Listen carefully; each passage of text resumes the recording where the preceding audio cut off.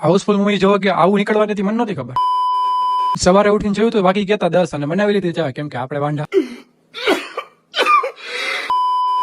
અને નીકળી ગયો વનવલ જોવા. પહોંચી ગયો વનવલ ને ખુદ ને જોઈ લીધો હરીસા. અને આપણને મળી ગયા હર્ષભાઈ ને પાર્થભાઈ, બે લુખેસ.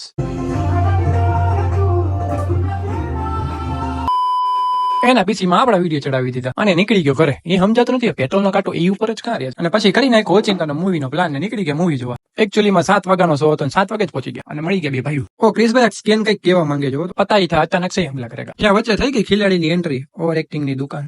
આને કહેવાય પાણીનું મશીન, તમે જોયું નહીં. અને મારી એન્ટ્રી કરી નાખી લાઈટ વાળા પગથિયાથી. પછી ખિલાડી ઉપર થઈ ગઈ બાકાજી. નંબર પડી ગયા, ફિલ્મ થઈ ગયું પૂરું. 5 માંથી 3 તારોડી આપશો આપણે, પૂછા કિસીને.